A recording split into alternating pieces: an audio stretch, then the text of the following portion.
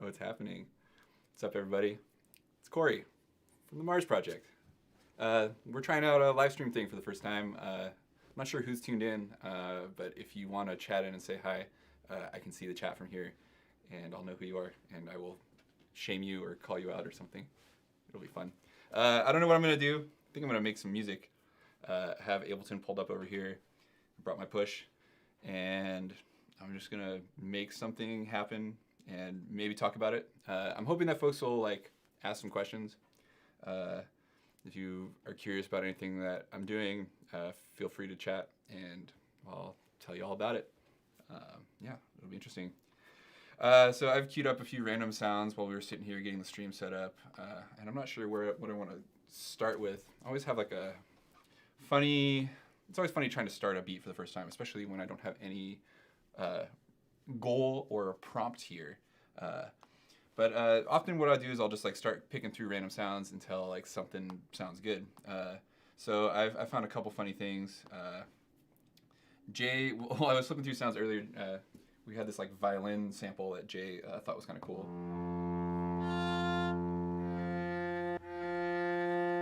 But it's kind of it's got kind of long attack, and it's kind of hard to use that for a lot of things. You can maybe play some chords with it,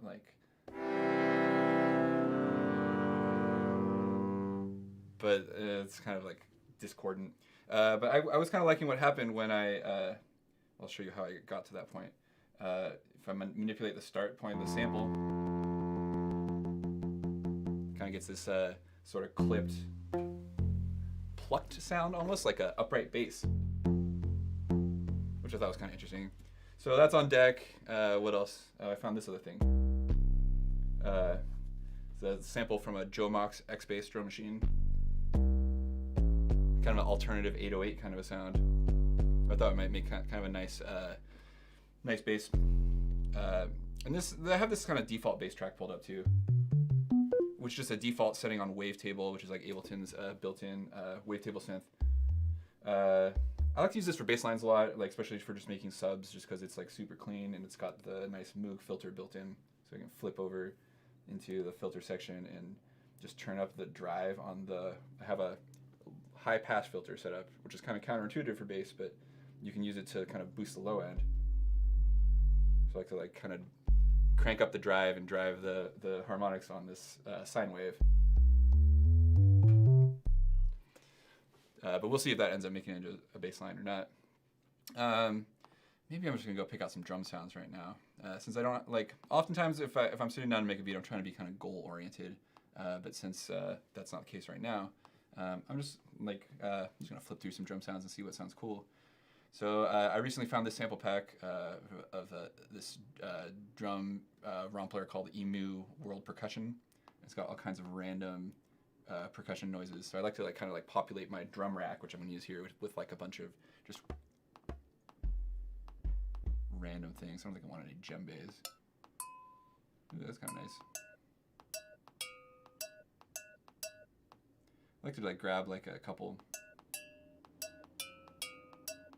You can hear these two different variations on.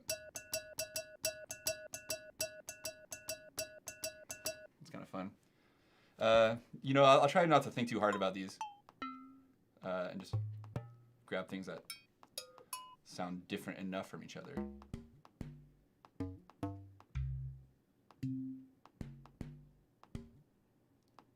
Kind of like that.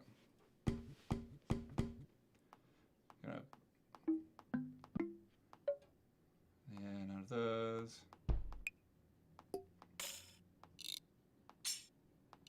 was like a Guero. These things are fun. But I might not want it that long, so you can always trim it up. Flipping through. I wish I knew what some more of these drums were. They're interesting. That's not what I wanted. I want some bells maybe. And then I'll go through and find some I'll typically grab some more standard kind of drums too. I'm gonna pull some random drum tracks, like a hi-hat from the drum tracks. I used to have one of these things, the little Sequential Circuits drum tracks drum machine. It's a very clunky old unit. that makes these kind of very clunky old school snare sounds, which are kind of fun.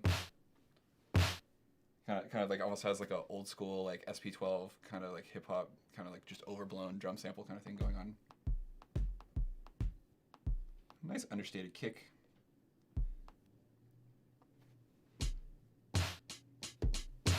It's sounding a little 80s. So let's find something more modern maybe to throw in here too. I have this big giant folder of these cymatic samples that I like breeze through whenever I'm looking for inspiration.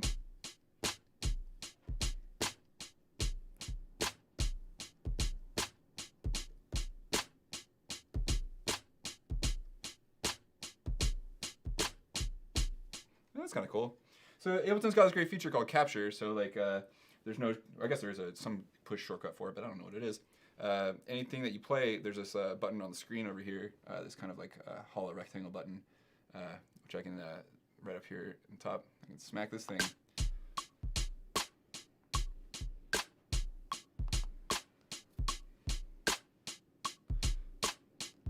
And it's grab my MIDI and it's fully in time. I can't help but notice that the metronome's on, and it's got my snares on the 1, which I'm not sure how that happened, but that's pretty easy to fix. And just slide these suckers over. And so sometimes this will happen, like if you look here, like you know, I played this in and it's all loosey-goosey, so like these drums are hidden slightly behind the beginning of the loop here, so they won't play at the beginning until I move them. I'll set 1-1 there, and that'll solve our metronome problem. So apparently we're doing some sort of like boom bap thing.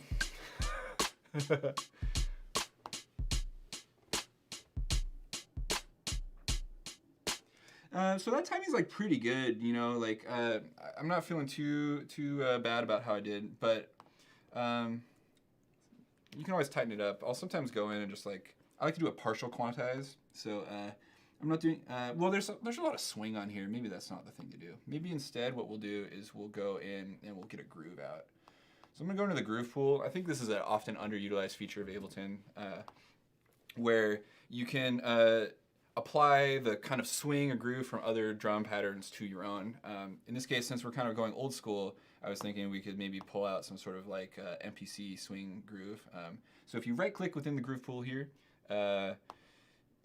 you can get this menu that says Browse the Groove Library, which pulls up all these grooves. You can also import your own grooves, but I'm just going to use one that's here. So like, let's go into the MPC and we'll get some MPC swing. Now, like what swing will do is it'll basically nudge every other note late on the grid, and you can see I kind of played it that way.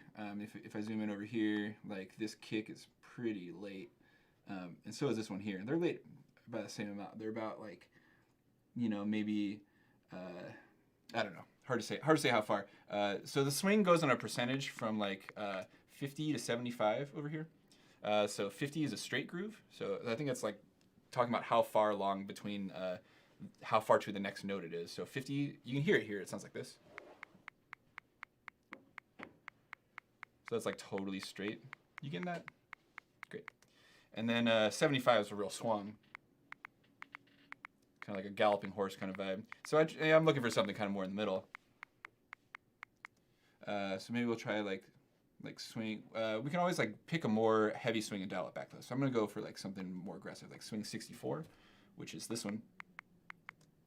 And we'll just see what that does to our timing. So to apply it to our groove, I go over here to my clip and select the MPC swing groove here. If I press commit, you can see what it does, which is like stretching some things back. This can have some funny effects sometimes if your playing is already swung. So we'll see if it did something whack. Let's just check it out.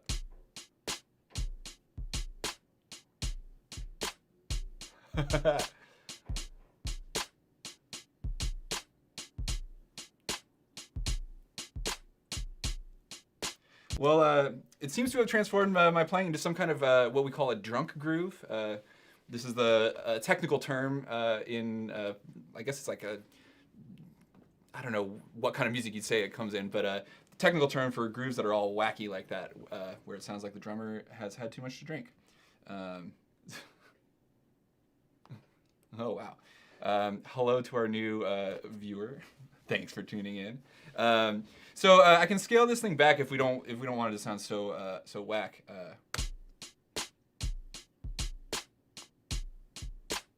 As I turn this timing slider down, it's going to reduce the effect.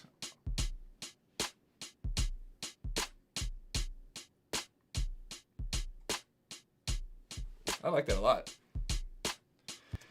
What about happy little accidents? I'm kind of a Bob Ross style producer. I like to let the program kind of like lead me to interesting new places. You know, I wasn't planning on making something with that swinging groove, but here we are. So I really like how that feels. So I want to commit it so we're getting exactly what this thing says is happening. So I'm going to press this commit button. Boom. And so you can see it doesn't look like it's done a whole lot, but it has. So now I want this to be, I want to use this as a template for other grooves in the thing. So I'm going to take this and take this entire clip and throw it in the groove pool. So now this groove is available as a destination, or a groove source, I should say, and we can go on from there. So whatever, we've got a chill little beat going. So like, what else am I going to play? So this feels a little too grimy.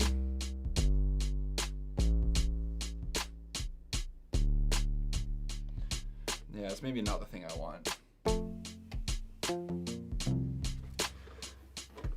So let's see. I'm just gonna play around here until I find something I like. Let's get into chromatic mode.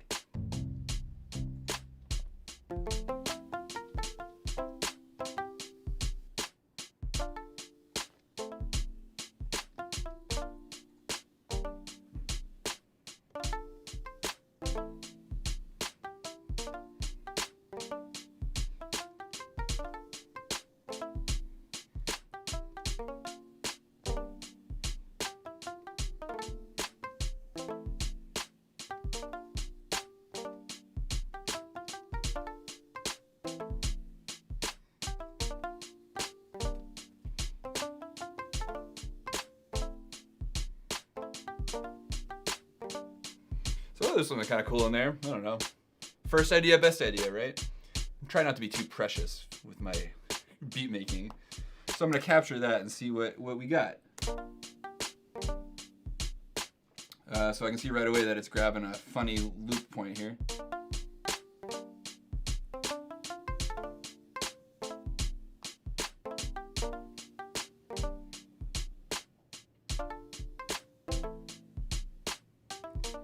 I feel like it was kind of like a little more magic at the beginning. So like while it's captured, I can just slide the loop brace around and like just listen to different sections of my playing. Oh, it's got some sour notes in there. Fix that guy.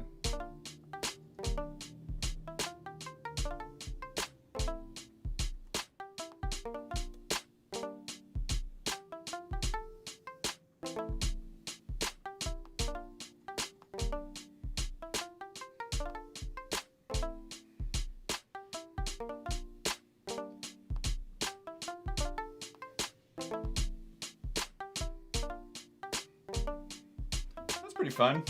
Kind of into it. Let's see. Make it a little darker sounding. See what it sounds like down an octave.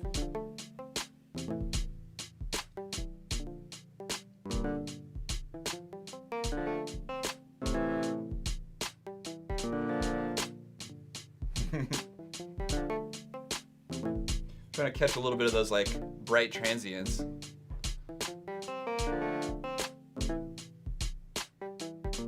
If I go too dark over here, you kind of lose the vibe. But this would be like a cool parameter to automate, this start point of this loop. So like you kind of like, get like kind of like, maybe like an intro idea. And then slowly.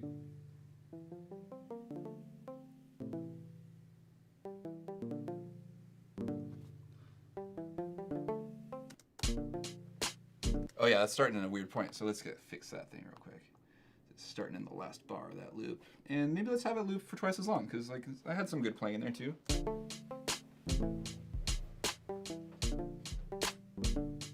Little vibey reverb maybe. My go-to reverb these days has become Soundtoys Little Plate. This thing was a freebie a while back, and I really lucked out and scored this thing. It's about as simple as can be as far as the reverb goes. You just have a decay time, a mix, and a low cut, and a mod switch. Although you probably won't be able to pick up too much of that subtlety out there. But I find like a plate reverb to be like one of my favorite reverb sounds. I never get sick of it and throw it on everything. So we'll leave that modulated sound on there.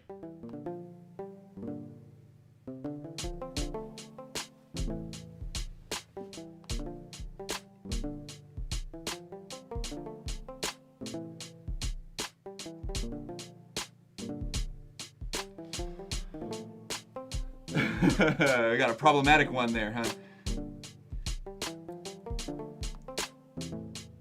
Slide that sucker over, and that should probably be an A note there.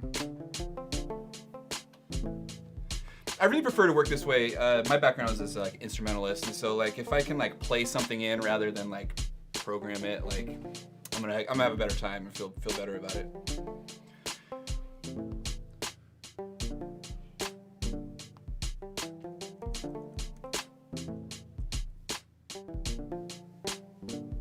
So one thing that's kind of fun about the push is that it kind of like it's got movable scales around on it. So like right now, like the grid that I have laid out here is like a C major grid. So I'm like probably playing in looks like I'm in the key of A minor. So we can start cooking up some bass lines in a second here. Looks like the chord progression is like A minor, E minor, F major, D minor. Cool. So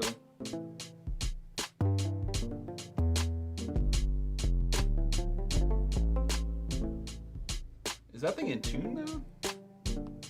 This is a weird thing that happens sometimes when using instrumental one-shots. Aha! That's not in tune. So, for those of you who aren't familiar with sampling one-shot tonal sounds, the way a sampler works is it pitches it up and down based on the assumption that the note that you're feeding it is a C note.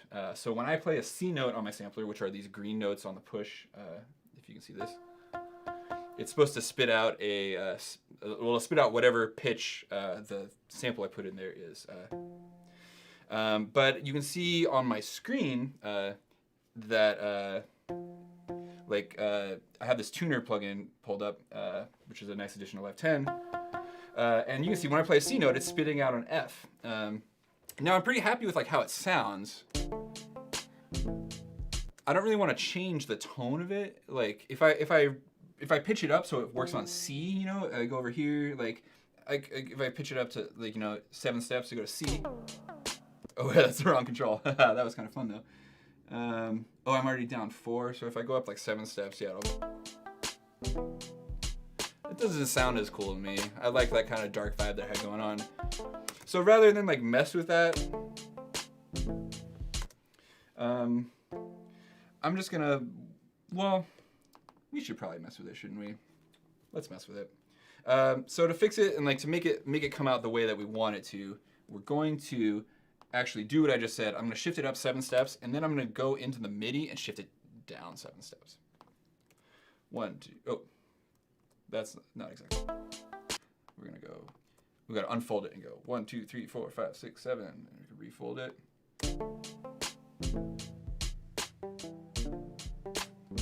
That would explain why my bass line sounded terrible, because I was a 4th off.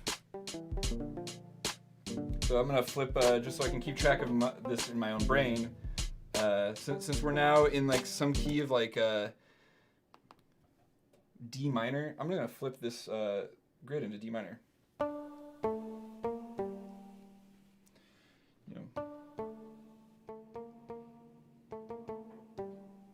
Great. Cool.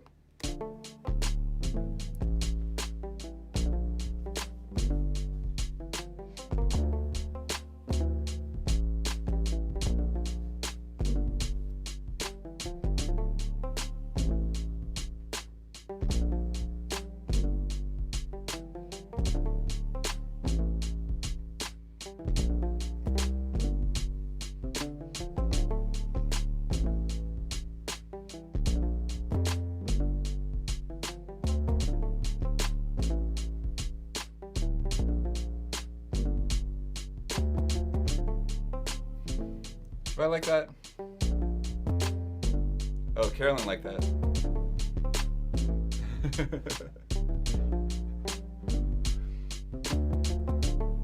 I don't think that last pass was my best pass. I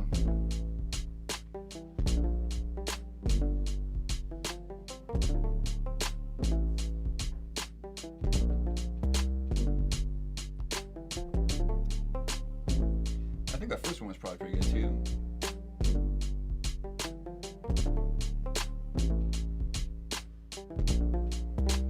So I'm trying to like hit that same kind of like groove that I was getting before, but you know, like I think like these might be a little on the exaggeratedly late side. Yeah, I want to note the.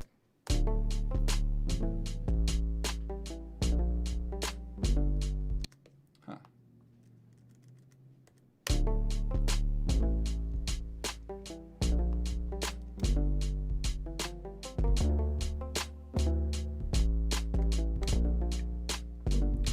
Gotta go clean up the MIDI.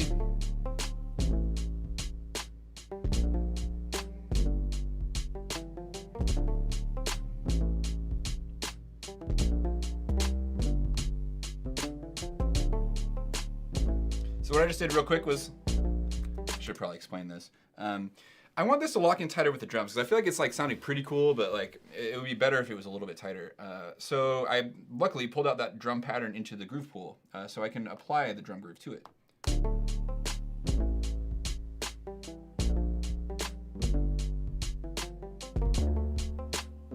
But it does funny things, right, to those like if they're off a little bit. So maybe we'll quantize this thing perfectly. So I'm gonna make it perfectly gridded out, but then you'll hear it with the drum groove on it, and that should hopefully solve my problem.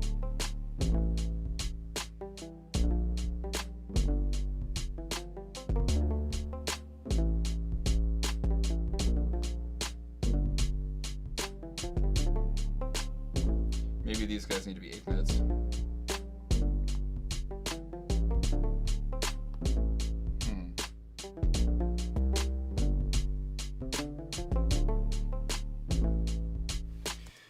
It's not doing it for me.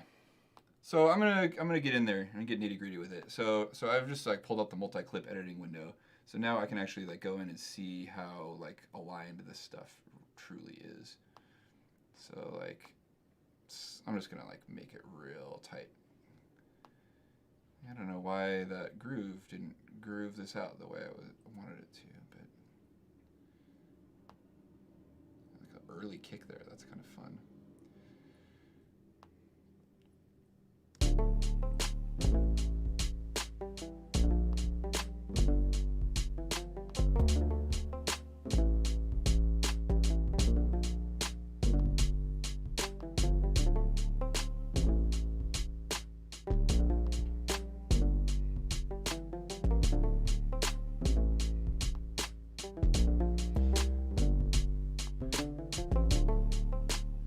I'm mostly concerned that the kicks line up with the bass, like so I'm like looking through, I'm scrolling through to see when the kicks and the basses hit, but it sounded kind of good to like slide some of these dudes back to like match the like late swing of the hi-hats.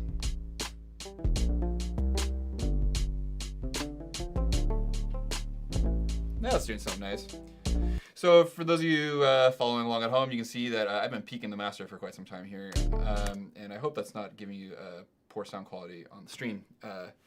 But let's fix that because that's a poor habit.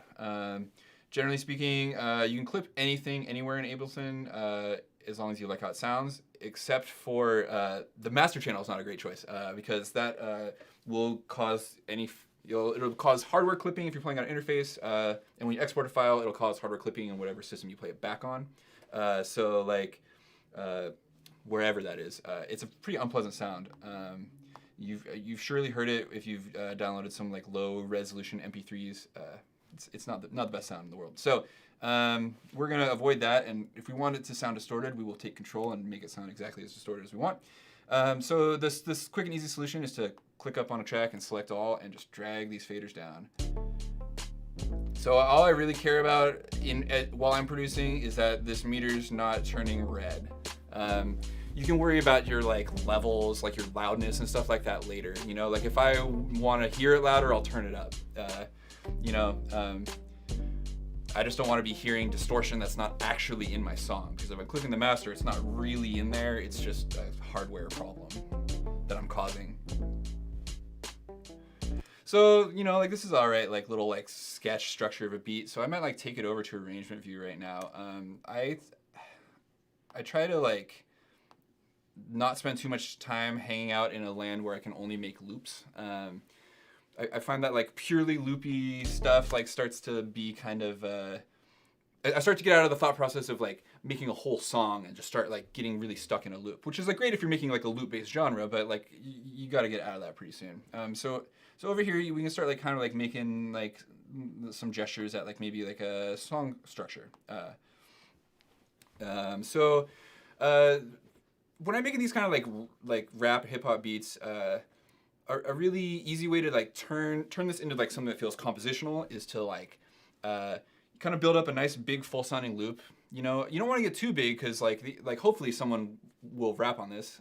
You know, would be ideal. And so like you don't want to fill the track up with melodies and like clever ideas, because you want room for the artist to kind of get on there and do their thing. But once I've got this kind of like full enough sounding loop, you can start taking stuff away instead of like trying to add more stuff, and that you can kind of like compose by removing things. So like for example, I might make an alternate version of the drum groove where the kicks are muted. You can go down to the piano roll, click there, and hit the 0 key. That's a shortcut to mute.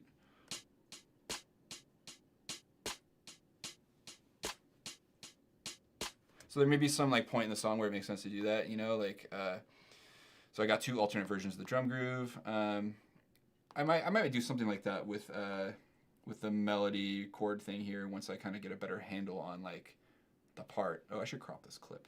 Right click, crop clip, looking good.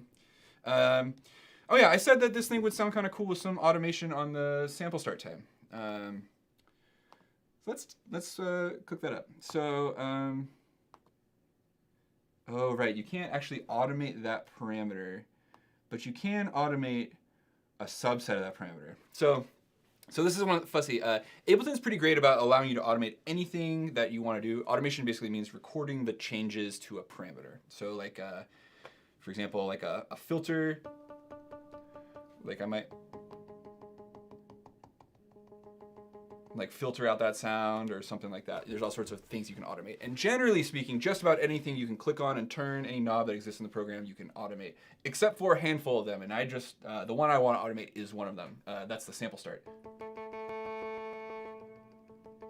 It's available here on push, but and there's like there's a little slider for it here on the actual window in the DAW, but you can't automate that slider. However, you can automate this other parameter that's in here called like sample start. It's a oh, sorry, I'm blocking the display there.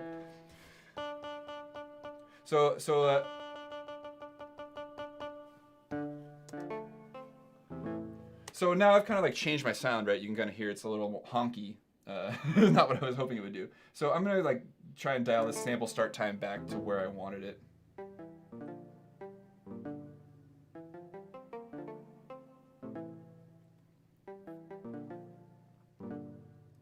So that's kind of working all right. This melody's got some sort of funky rhythms going on. I think if I was going to develop this thing like a whole lot further, I might like go in and like really like tighten some of that up. But I do like, I think a lot of the interest in rhythm in music comes from like the interplay between like the tight rhythm and the loose rhythm. And so like this may be the loose element here.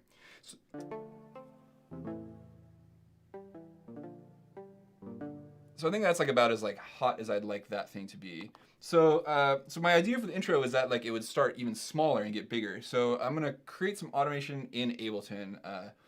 This one, like if I was trying to do something more complex, I might turn the knob and record myself turning it. But here, like since this idea is just like kind of a smooth fade in, I'll just click it in because that's simpler. So if I right click on the start parameter, I get this little menu that says show automation. I always 100% of the time click show automation in new lane. Because here, when we're here in automation view, now there's a permanent automation lane open for this parameter. So this is actually the lowest start time that I want. I probably could have set this up differently, but it's too late now. So like when the beat kicks in, like this is where I want it to be. And so like I want the song to start with a shorter start time. And you can see like as I move the automation up or down, it's reflecting down there in the simpler window where the start point is.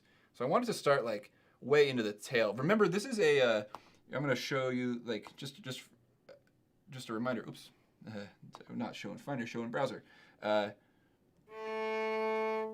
It's a violin sample. So what we're trying to catch is that very like tail end of like the decay off the string, and get that captured in the instrumental. So so it's very quiet.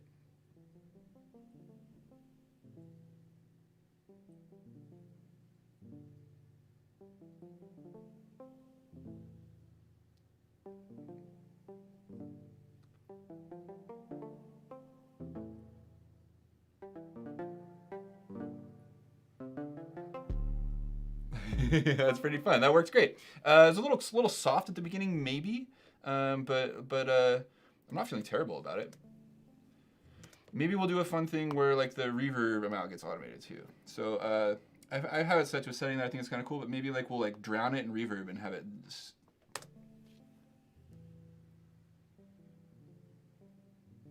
So now the reverb send amount will is going down as the attack on the kind of sample comes up.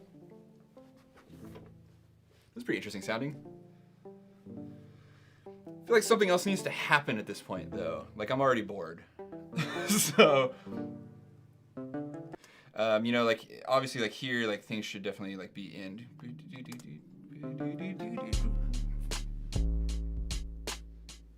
Maybe I'm gonna make a version of this without the little in-between notes. So I've like duplicated this thing, and I'm just gonna like just cut out the little in-between melody stuff, just to like get something in there that's like, remember what I was talking about earlier about like reductive composing. I don't have to write anything new. I just have to get rid of something I already did.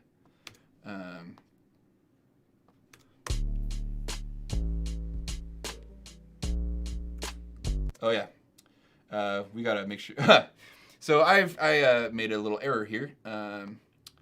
I neglected to hit the automation lock button.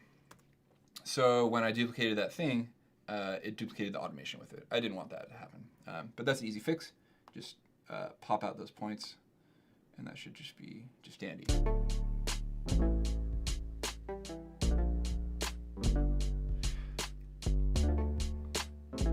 But like maybe like it could be kind of a cool vibe, like if this is like a verse, that like maybe like this thing comes in and like is softer there too.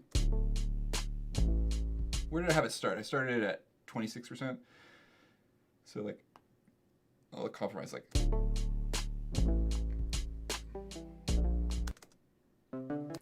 It's so amazing what a difference that like 16% versus 14%. It's a lot darker sounding. It's great.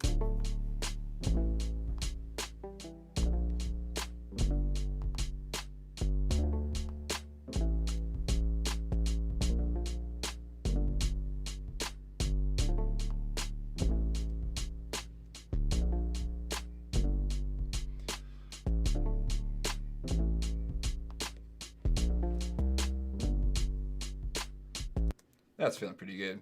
So I was saying that like something needs to happen there earlier. Like I'm not really like feeling that long intro.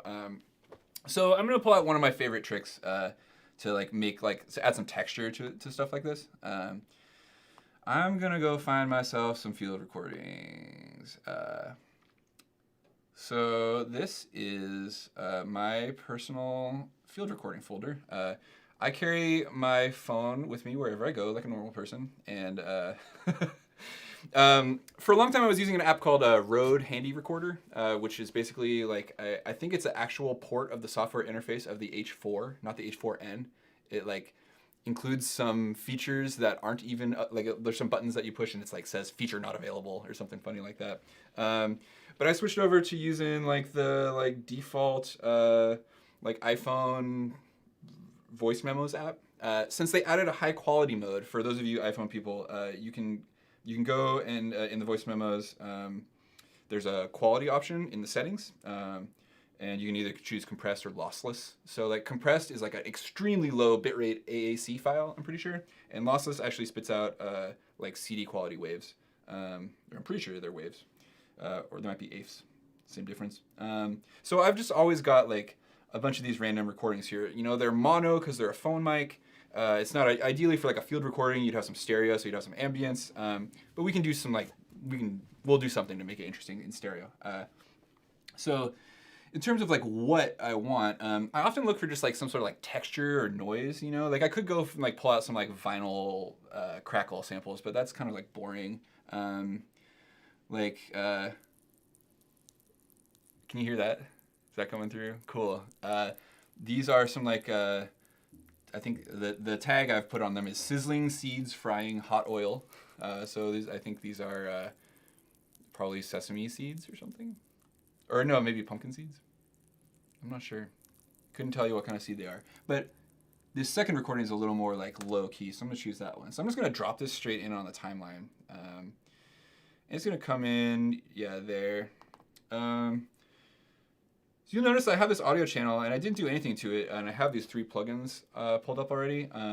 For those of you who use Ableton, you should know and you should do create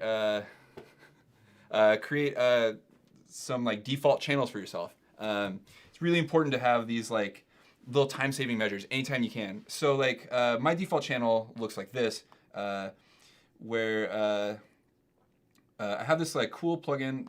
This was also a freebie a while back. It's not free anymore. It was called Front DAW. The idea is that this is like an analog modeled input stage, basically like the same kinds of controls that you get on a console mixer. So it just has like a simple controls. There's like a gain, input gain. There's another high pass filter, and then this knob that's just labeled Mojo, which is I think it's adding in emulation of like the transformers from various consoles. You see the British, US, and German switches, which correspond to some console manufacturers. I'm sure there's specific ones that they're modeled after. And then there's an output gain control as well. So this is a really great thing for juicing up stuff. And then I just have like the default channel EQ because it's simple, and a utility plugin because you'll use the utility all the time. So what are we gonna do with this thing? Well, first off, how does it sound in the track?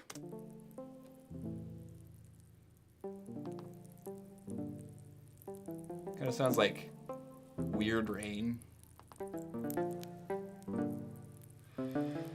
It's a little like high pitch for me, so I'm gonna like unwarp it so it's like not so it's playing back at its natural speed, and I'm gonna like transpose it down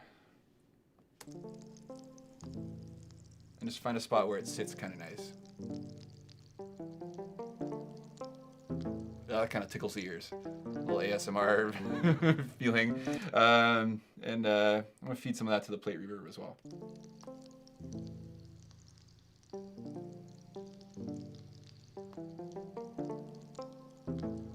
So you kind of get this kind of cavernous vibe.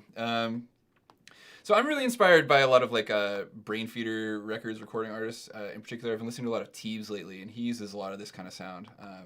If you guys don't know who Teebs is, you should definitely check him out. Teebs, Teebs. He does a lot of this kind of like, if you're not familiar with those like Brain Feeder LA people, they're really big like into like there's a lot of this like kind of sidechain vibe on these sort of ambience tracks. So I'm gonna set that up and kind of create that. So for those of you who don't know what sidechaining is, sidechaining is basically a technique where you use one sound to control something about another sound. So in this case, I'm going to have our sizzling seeds turn themselves down when the kick drum hits. And I might actually have that happen to a bunch of things. But we'll see. I'll start with that for now. So to set this up, I drag a compressor over to this track. And if I flip open the little caret, I can get into my sidechain settings. So there's a sidechain on. Normally, compressor is going to compress whatever is on the track that it is. With a sidechain on, I can tell it to listen to something else. So I want it to listen to my drum rack, so that's the track 1. And then the cool thing about this is I can go and pick out my individual drums. So I can pick my kick, and we can kind of take a look at what the envelope of the kick looks like here in our compressor. So notice we're not hearing it. We're still hearing this sizzling seeds frying, but now we're seeing this we're seeing our kick drum kind of thumping here. That's a fairly nice sharp transient, but a trick that I like to do to get my kicks to make good triggers for the sidechain is I like to do something that sounds really counterintuitive, which is high pass filter them with a really high Q. And I'll sweep it until I get like a nice loud impulse. I just want like the quickest, shortest impulse. Like turn the gain up even. I want the gain to go almost all the way to the threshold and then drop immediately. So that looks really good. If we heard this, it would sound pretty weird.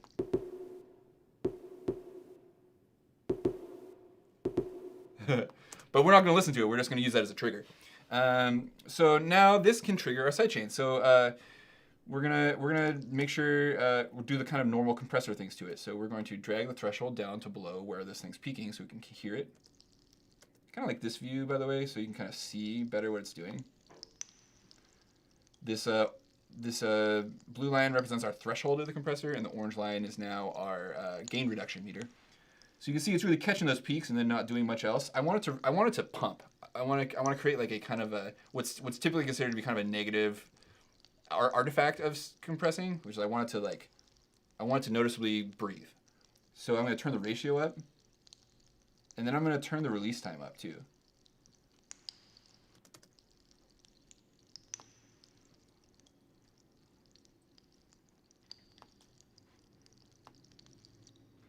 This might be more dramatic if we did this to the reverb too, or had the reverb directly on it. So maybe because I'm like pretty stoked on the sound of it with that reverb going, I'm gonna make a copy of our reverb and throw it directly on the track. This will save me a complicated routing setup in a second. You'll see why. Because I want to have it sidechain on this reverb too. So I got to make sure to bring it back to the dry signal.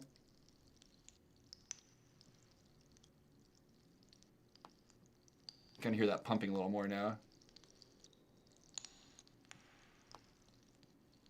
So it'll sound like all big. Like the hope is that it'll sound nice and big before the kicks come in.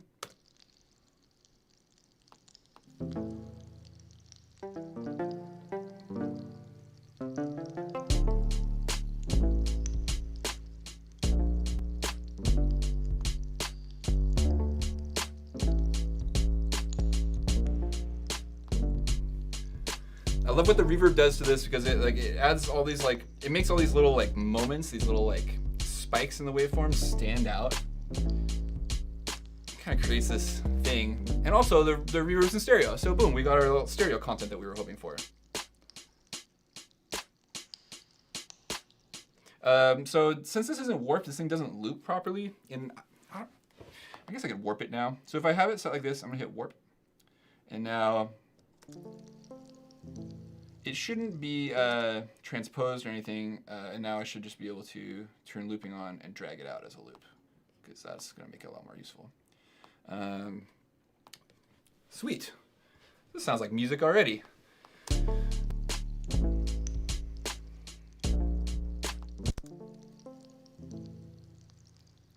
Yeah.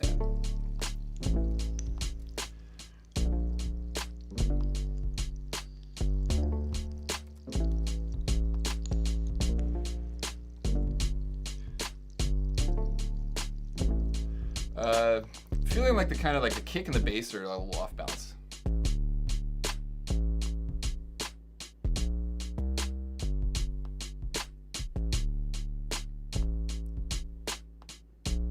I'm gonna turn the kick up.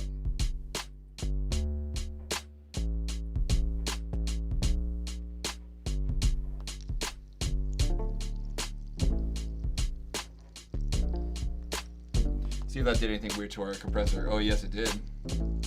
So you always gotta remember when you have tracks that depend on other tracks. Now my compressor is getting an input signal that's too loud. So I gotta turn my input gain here down a bit. result in more pumping, which I don't think anyone's gonna complain about. We can see if that sounds good on this thing too.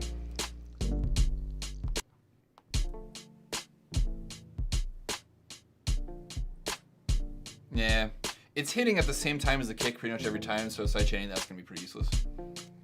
Say goodbye. At this point, maybe it's a good idea to do a little quick cleanup of this track. I've got some runaway low end in a few tracks here. It's always a good idea to get a handle on that. Doesn't take too long. Notice that you can see in this little tiny, I don't know if you see this tiny little window, but there's like a bunch of bass information in this thing. So we're gonna get rid of that. We only want the highs and mids. And maybe we want a little less of the high highs too.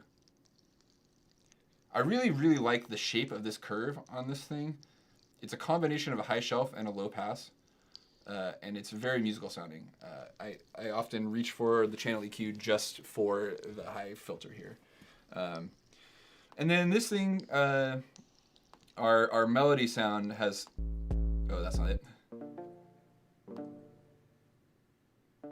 Oh, I already did this to that. That's what I did it to. Oh. What track am I working on? I want to EQ after this reverb. I thought I was working on the seats. This thing's got tons of sub bass, so let's get rid of that.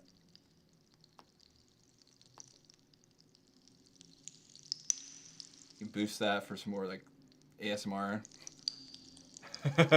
Or cut it out. Make it sit in the track a little better.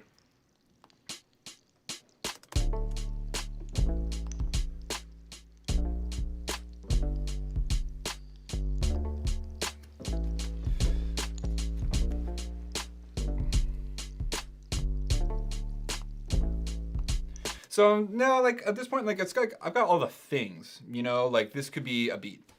I've heard simpler beats. So might like start trying to like create some structure here. Like what elements do I have to work with? Like this kind of feels like a verse, you know. I've got this thing set up here as like a 16, and so like, oops, this thing's not a loop. Are you a loop? So, like that's all well and good and makes a fine verse. Like I kind of feel like this, like, might be the sort of thing where like, well, let's see, what could we add to like make this? Oops, I want to keep this reduced thing, but I'm gonna chuck it over here. Anytime that I have like a loop that I decide that I'm gonna like not use for the moment, I like to like go and throw it back over here in session view. It tends to become a container for my old ideas. Although maybe this would sound cool here.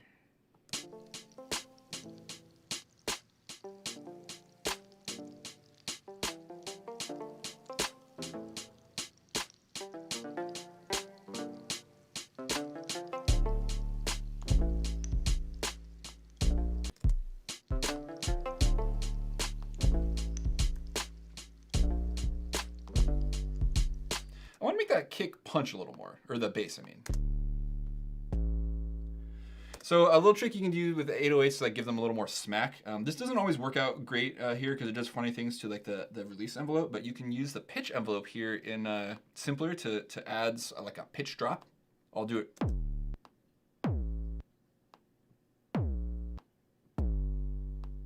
So.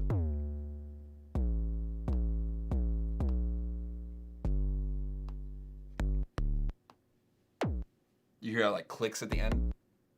It does funny things to that envelope sometimes if you mess with it too much.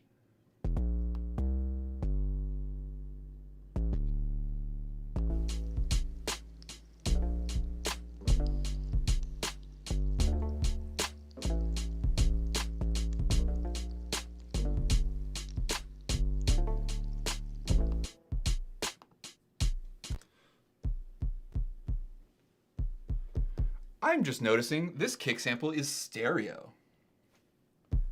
I was like tripping out on it for a second, but there's this really it's really difficult to see. I wish it was easier for me to zoom, but here in the waveform you can see that there's kind of a double line.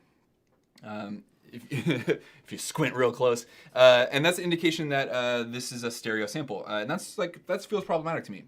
So I want to make sure I have control over what's going on in stereo here. I'm going to chuck a utility plugin straight on that pad, and I'm going to click this bass mono button.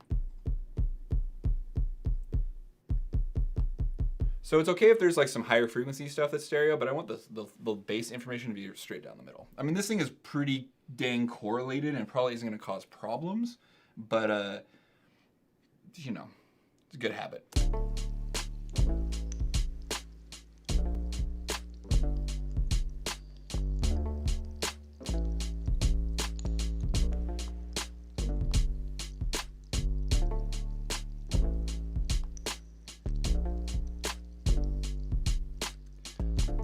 Yeah, I'm gonna let a little bit of the kind of like low mids be stereo too, because that's fun.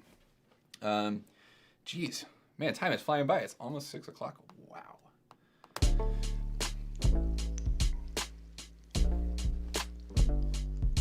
So like maybe let's I wanna like end up with something that's like a beat by the end of this. So let's get like a pad going. We'll bring a pad in, like that'll be like an indication of a chorus.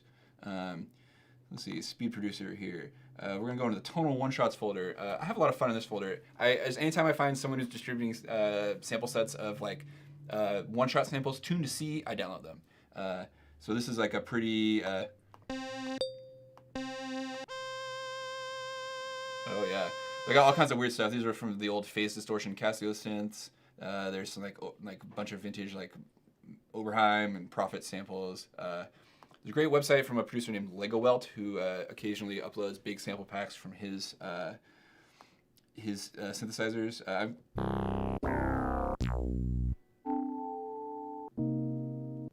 Ooh. Whether these are going to be useful or not, though, remains to be seen. So let's just find something that's going to make a good pad.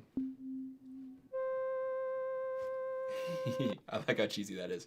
So I'm going to quick make a new track. With MIDI tracks, you can drag and drop a sample straight onto the track, and it'll create a sampler for you if you didn't know that.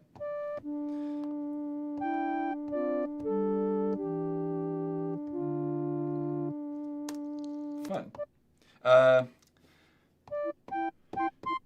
want the sound to continue when I'm done playing it, so I'm going to increase the release time over here. And I'm going to play this in a lower octave.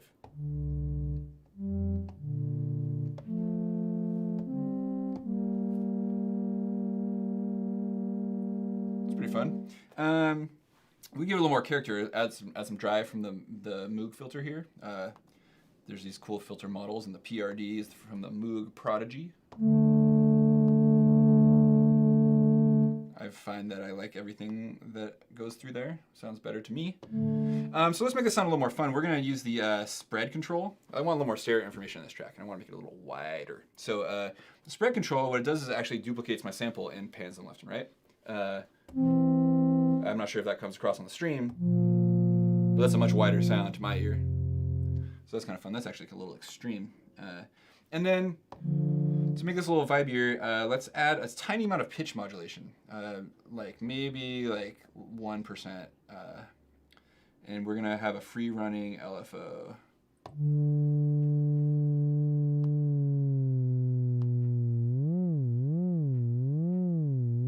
That's a little much.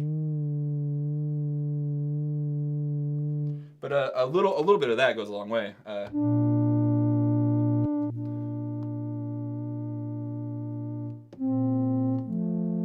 Cool.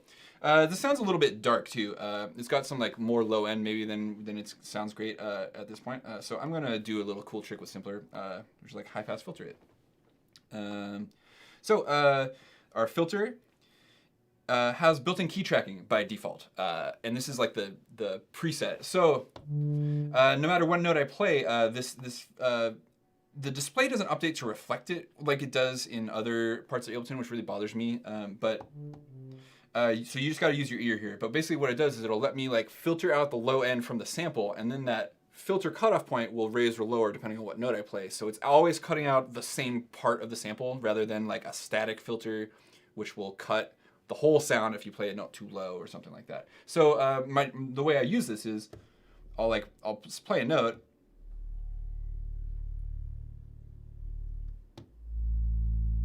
Now that's got a lot of attack on it too. So I'm going to move the start time here. Now it's clicking. I can remove that click with a little attack on the envelope.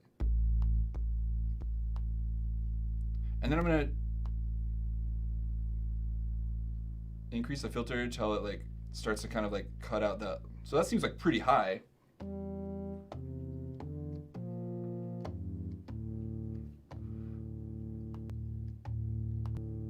But now it's cut out all that low rumble, and now we're left with like the higher harmonics, which is gonna make it fit into our track better. We already got a low end going on here. So I guess like I was like figuring maybe like this pad could creep in here, like maybe halfway through the verse and do something simple.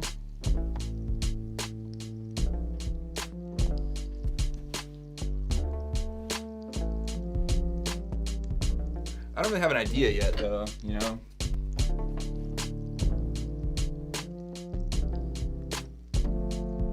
Yeah, it's a little like muddy down there still, huh?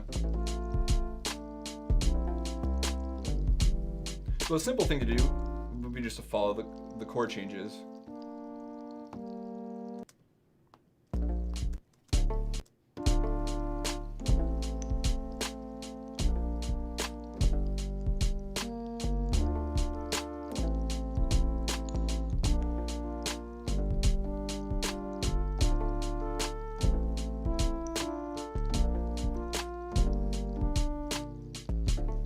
That's not the right vibe though.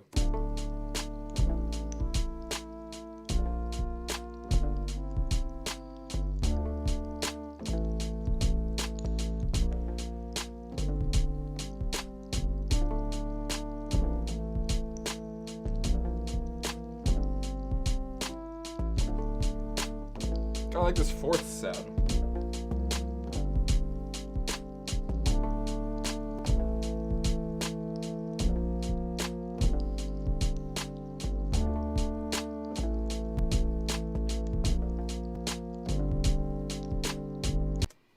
It's kind of neat. I'm gonna capture that. It's kind of a fun chord construction here. So these are all like chords that are like sort of inverted fifths. Like that sounded too bright to me, and like that probably would have been too dark. So like that's kind of a sweet spot right there. And then here, got this kind of funky, what we'll call a you call a quartal chord, which is like 3/4 stacked together. Makes a cool substitution for a minor chord. It's a hot jazz tip for y'all.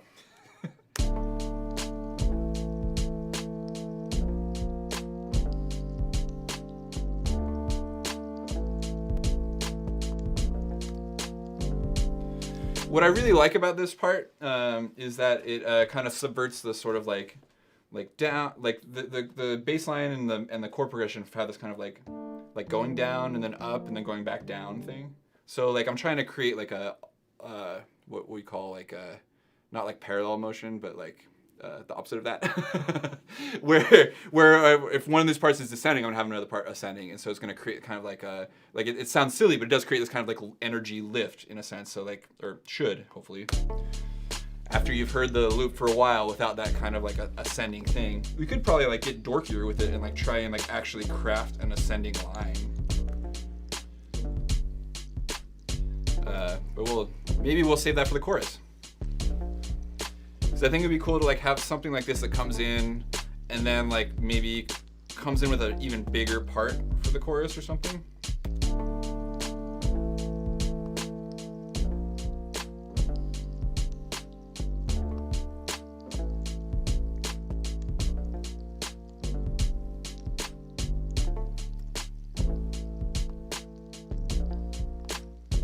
Oh, hey.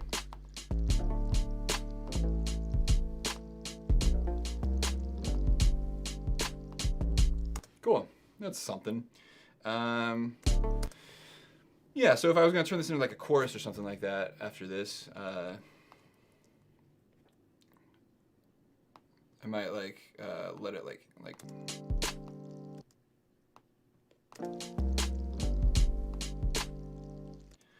let it come in and like smack a little harder when it comes back around. So for like a chorus, I'm gonna reintroduce the busier chord progression. I'm not really addressing the bass line right now. Like I'll get there. And then I want to do something different with this harmony. Like I thought that was like the idea of having it higher was kind of interesting to me. So I might just mess around with that. So like what I'm gonna try and do is,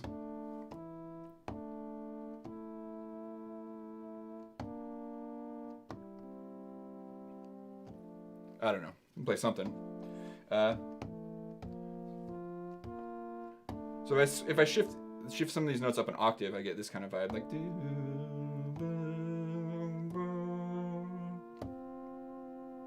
And that kind of creates this kind of like fun ascending thing, which is, with this whole track is descending this whole time. So, oh,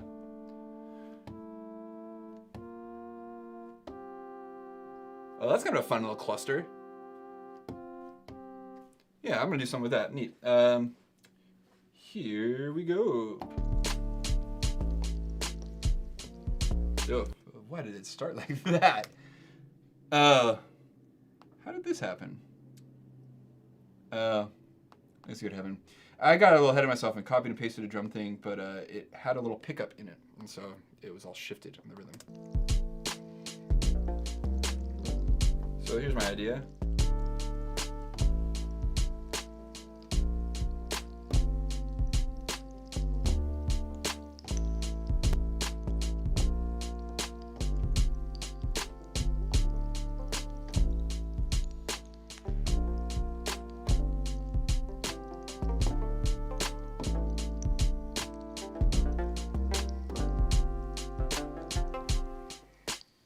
Yeah, something like that. So I recorded that instead of capturing it, but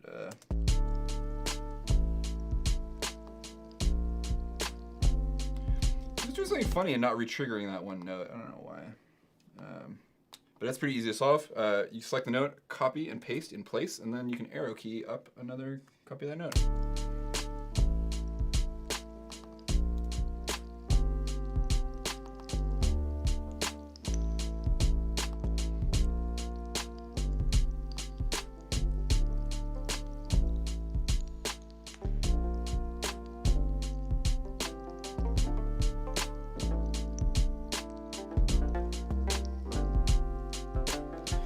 I'm not really crazy about the velocity settings on those, so I'm gonna like go in here and like the volumes are kind of all over. So I'm just gonna go here and turn the volume to velocity setting down all the way, so every note is automatically the same volume.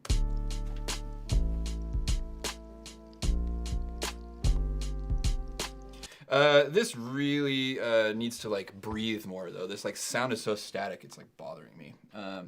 Grab the sidechain compressor and just copy and paste it over here. So it's the sidechain that we had set up on Sizzling Seeds.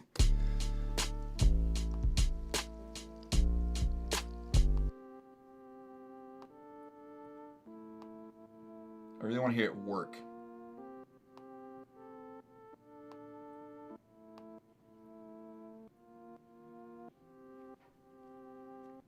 And thanks everyone. I can see some Instagram messages coming in over here, and thanks everyone who's like tuning in. Appreciate it a lot. Yeah, so that's feeling a lot better. A little more interesting.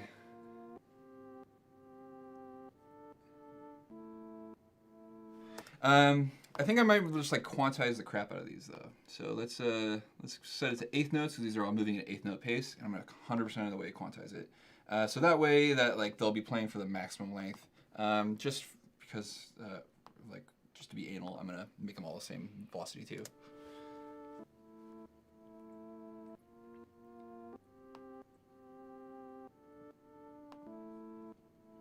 Like still something creeping through at the beginning there, a little transient or something like that.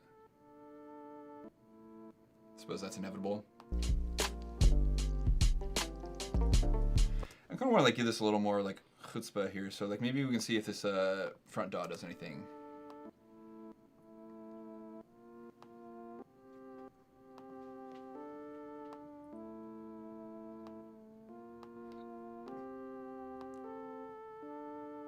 I really like this plugin. It's so cool. They have this a neat feature of it is that if you add multiple instances in your set, every time you load it, it loads like a random seed that makes it sound slightly different. So like a real analog console, like the different channels don't sound exactly the same. So there's like small variations in the way this plugin sounded. So like if you like put two instances of it like on two identical tracks and like inverted the polarity of one of them, they would not null out or supposedly not.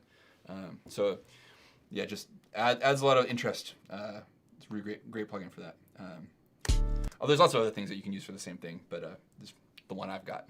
So a lot of these processes, I'm talking about these specific things here and there, and like I'm using a lot of Ableton native devices and a handful of ones that aren't.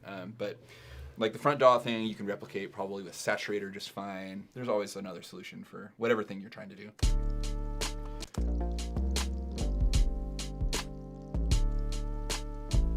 But I still want more motion than that. That like part is still like really static, and there's a lot of this like blah, blah, blah, blah kind of thing going on here.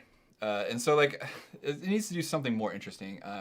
In the interest of time, I'm not gonna like rewrite anything, but I'm gonna pull up this AutoPan preset that I use a lot.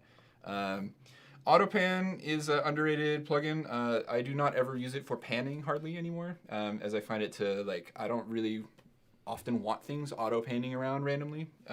But what I do use it for a lot is this kind of like fake sidechain pumping sound. You might ask, why is he doing that? He's already sidechaining it. Because I want the sound to have more motion. So to get this, here I'll show you how to create this thing just real quick, like from a default AutoPan preset over here. If you turn the amount up, what it does is it automatically starts like swapping the left and right channels. You'll probably hear them. If you're wearing headphones right now, you should hear the sound kind of swirling back and forth. And now not. Now it's real obvious. So like, I just don't often use that. But what you can do is like, if you change the phase to 0, the shape to sawtooth wave, and then, all right, we got to hit this button that says normal is like so poorly labeled. How would you know what it does? When you press it, it inverts it. So, and then you can sync it to tempo and have it sync to quarter notes over here in my other version of it. So boom, that's the preset. So I save that as a preset and I use this thing constantly. So this is a great way to like, especially for pads, to add some like something. We're probably gonna want 1/8 notes for this track to make it feel like it's doing something interesting. Where did you go, 1/8 notes? There you are. So check out what it does.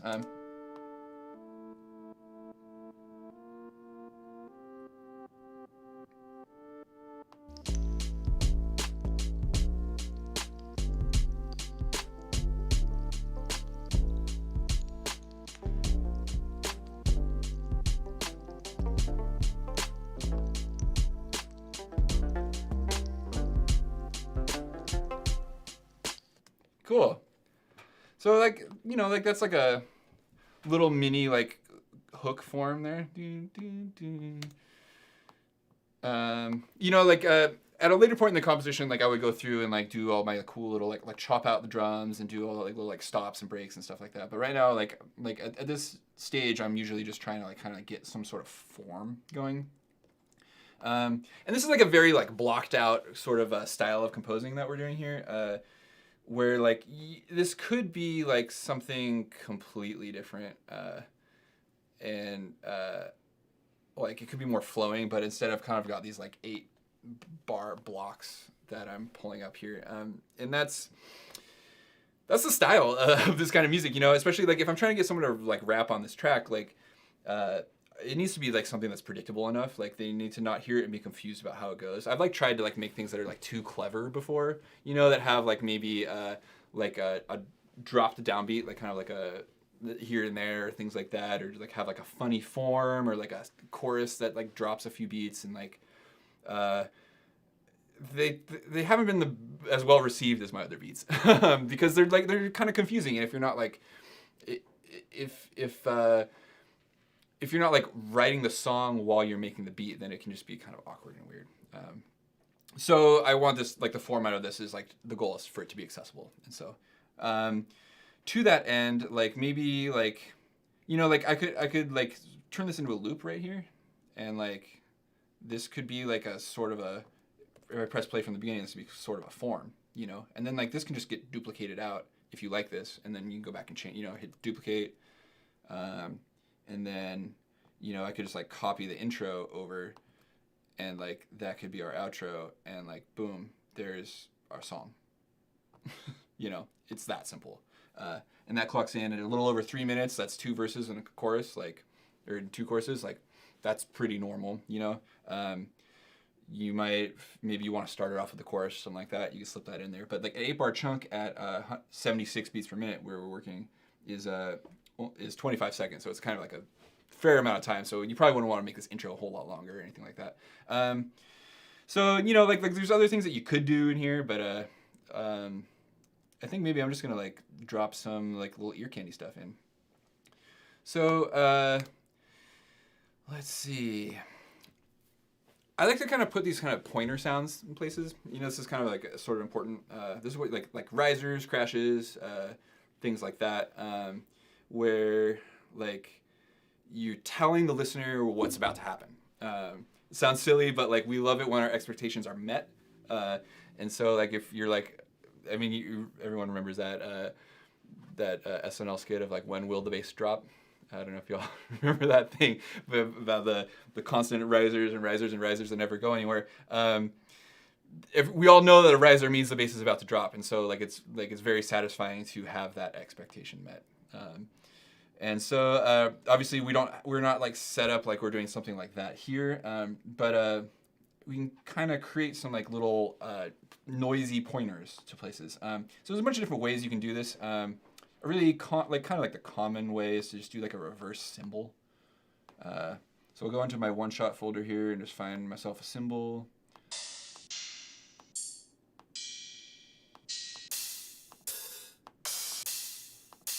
I like to look for one that doesn't have like much attack on it if possible. Oh, that one's got some weird character. It's like got a filter on it or something. Kind of like that. I usually don't like that, but feeling it right now. So here we go. Dropping it in. Live's always trying to warp one-shots on the grid. This sample is probably a lot longer than this. Oh, no, it's shorter. Okay.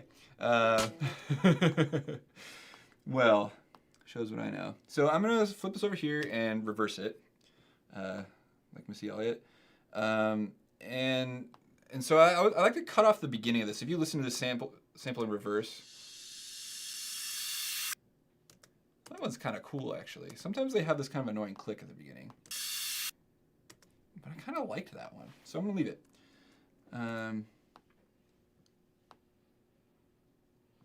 Boom. Cool. That's the effect. That may be, it's almost certainly too loud. So I'm just going to turn it way, way down.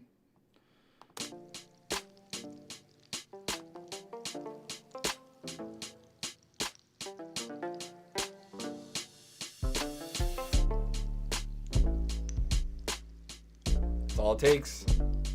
That's fine. I'm not going to win a Grammy with this beat, I don't think, but it's fine. I think we should all be fine with our beats being fine. Don't let that like stop you from making a beat. You know, like you can obsess over this like details forever and you never finish anything. That's like completely unproductive. And you know, like even if you think your idea is bad, like someone out there likes it. Like I've had people tell me that songs of mine were their favorite songs of all time, which is a pretty shocking thing. I would not have guessed that anyone would feel that way, but someone out there likes it no matter what you're doing. I guarantee it. So that kind of like changed there into like a chorus vibe there. Like maybe didn't really feel like big enough to me. Like it didn't seem like an event.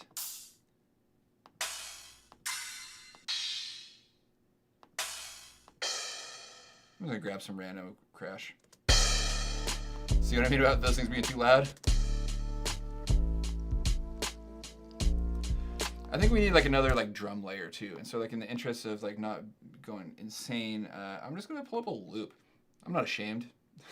I don't judge, and don't judge me. This is a giant folder of a bunch of cymatics loops. I'm here in the percussion loops folder because I've got everything I need.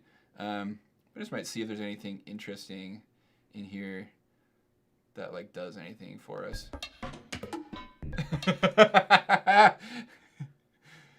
Oh boy. So we'll audition it if we get things playing. We can audition them in time.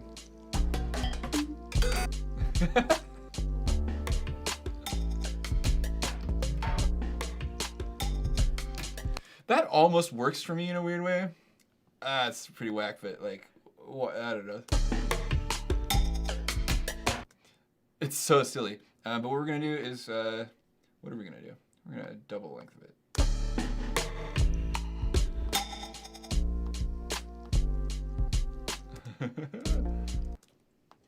I don't know about this, you guys.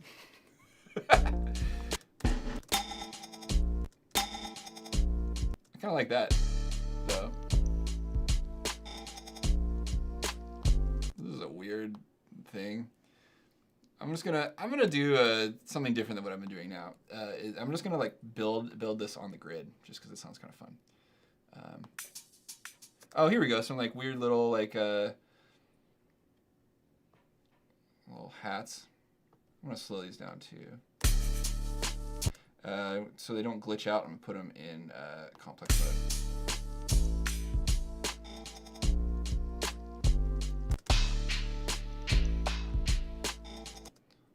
Oh, that's just kind of fun. I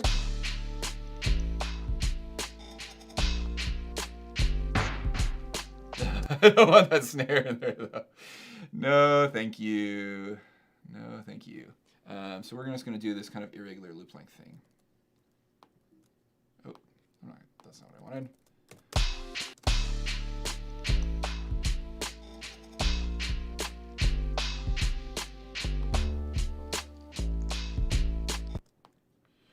I almost wonder if I can like get this thing like offset.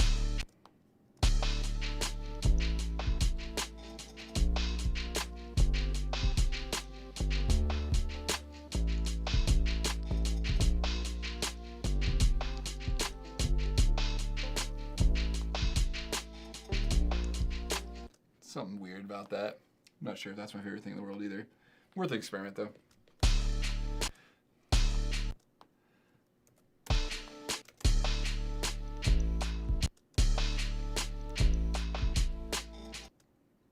Oh, there's something to that.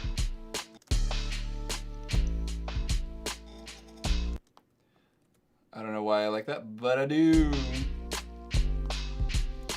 Now this is becoming a real pain to like stretch this out like this, so I'm just gonna duplicate what I just did.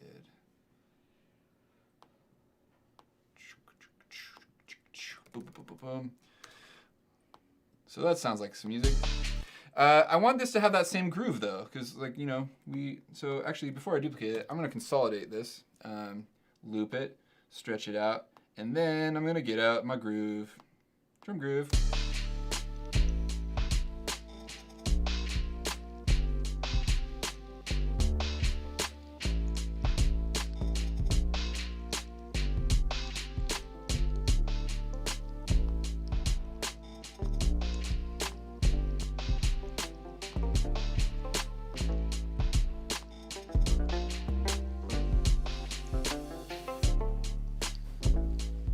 It sounds like some music to me. All right. Did what I was hoping it would do.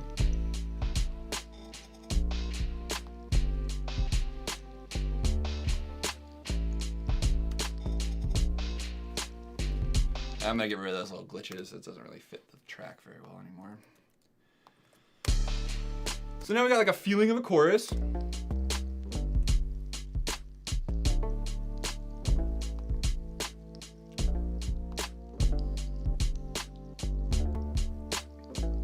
This kind of like a little build up. If I was going to develop this track even further, like I'd probably like get into some like more like full on like automation stuff. But you know.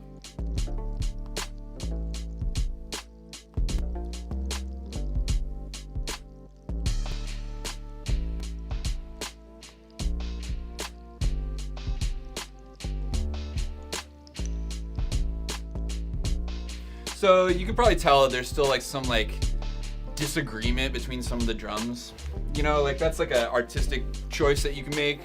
I'm not sure that I like it in this context, but it's working all right for me.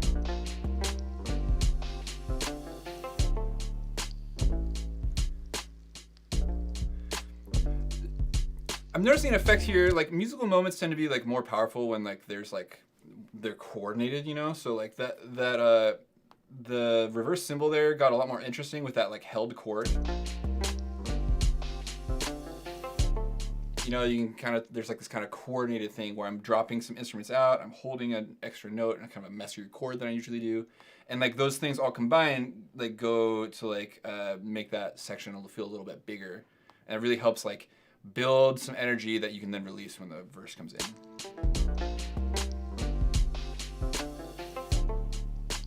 Oh, I forgot to do this thing. I really like to slap a bunch of reverb on those reverse cymbals. Check this out. It'll like create this kind of like noise wash over like the rest of the verse.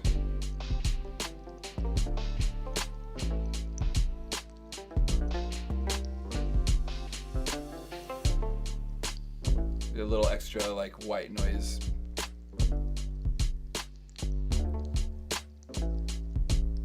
Yeah, I'm feeling pretty good about this. Yeah,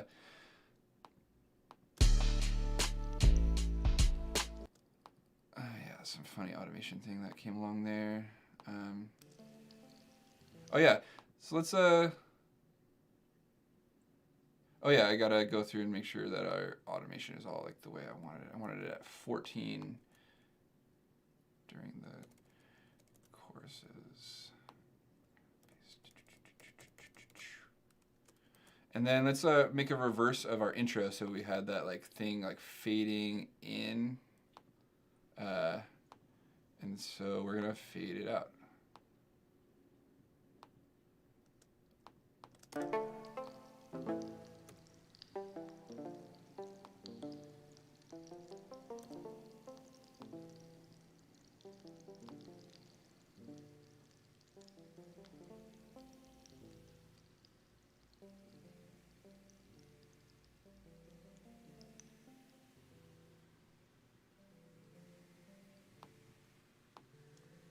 There's all this like noise at the end of the sample that's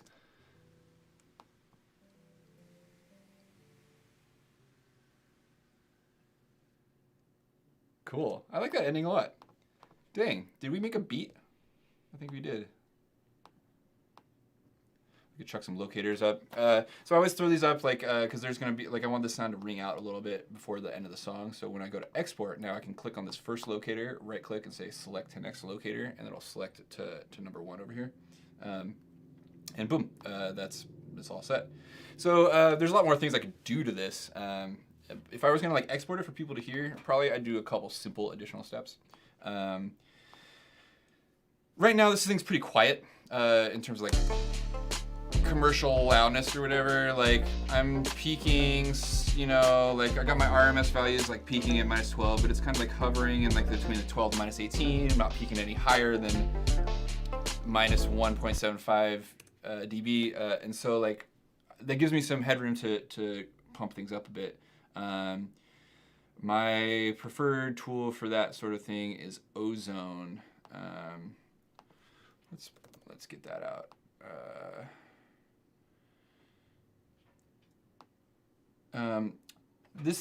I don't really recommend like using this plugin like when you're in the middle of like producing generally, because it adds so much latency. It's really terrible actually, or it often does. It isn't right now for some reason. Strange. Well, whatever. So I'm not gonna like get into like doing like mastering stuff right now, but I might like get into like just like juicing up the loudness, you know, because I want people to like, if they hear this, I want them to hear it and like think it sounds good. I don't want them to be like, oh, it sounds quiet or like whatever. So that's what the maximizer is for. So here, like this tool is designed to maximize the loudness of things. So the main thing I'm concerned about is getting it louder. Over here I have like a LUFS meter, and I'm generally aiming for, LUFS is a measurement of like perceived loudness, and I'm generally aiming for a perceived loudness of like at least -10. Commercial tracks are often in the -10 to -8 range, ranging all the way up to like some like EDM gets up into the -4 range, which is just nuts to me. But that's what happens when all your sounds are perfectly made in a computer and not weird samples. So the main control I'm concerned with here is the threshold, and I have it switched to IRC2 mode, which sounds good. IRC4 also sounds pretty good. Oh, IRC4 is what adds the latency. Aha. I've learned. Well, we'll use that mode for now because I think it sounds pretty good. And so then I'm just going to drag the threshold down until my LUFS value reads out more or less what I like. So here we go. Oh, and I'll do this listening to the loudest part of the song. So I'm really only like this isn't really technically how LUFS is meant to be used, but I'm just trying to get a ballpark of like the loudest loudness that we'll experience here. So.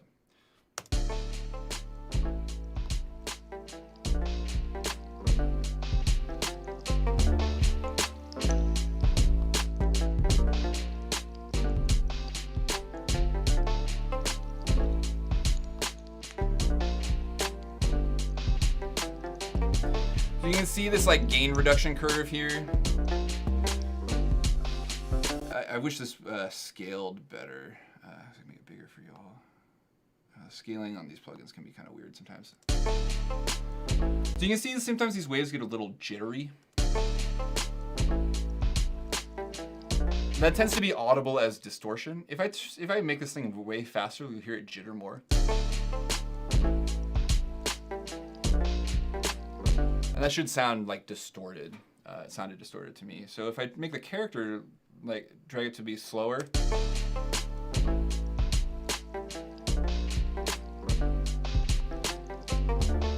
It stops like jittering on those low notes.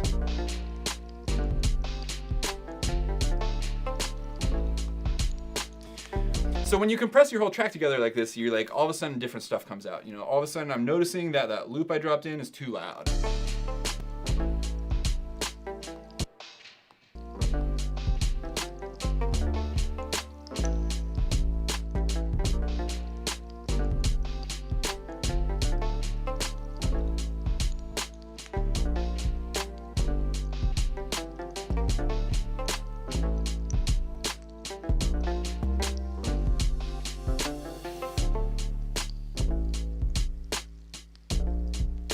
Yeah.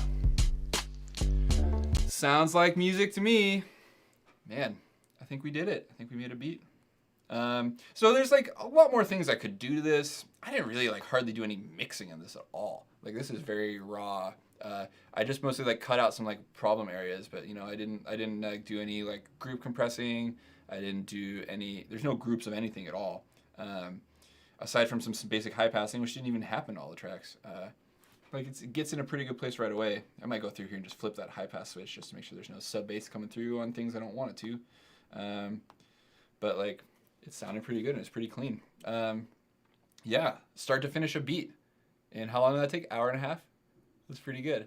Sometimes it's faster, sometimes it's slower. But I find that like it's a really useful exercise to just like sit down and like just make whatever comes out and like just do it. And like it's a good way to get your like self-critic out of the way, you know, like this isn't the coolest beat I've ever made, but like it's not the worst either. And like I feel like there's very few musical ideas that are genuinely bad. Like some are harder to develop than others, but following them you'll learn something, and maybe you'll learn that it was a bad idea and you didn't want to follow it, but it's something you have to learn from experience. And I find that it's like I make more beats if I try and get my personal editor out of the way and just like do it, you know, like that was an hour and a half and I ended up with something, and you know, it's better than spending an hour and a half like searching through presets and like hitting buttons and not finding anything. You know, I just like go with the first thing that I did,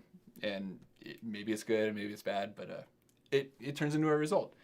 Yeah, gosh. Maybe this is a good point to come to a stopping point on this thing.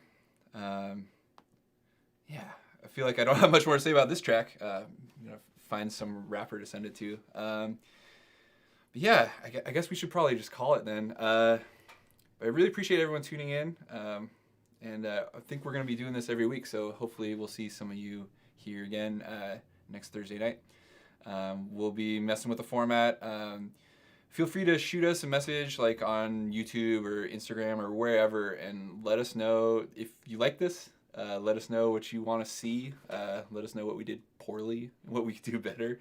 Hi, Carolyn. Yeah, we'll look forward to seeing you next time. Thanks again, Jay, in the background there for running all those switcher behind the scenes and setting all the stream up. And we'll catch y'all next time.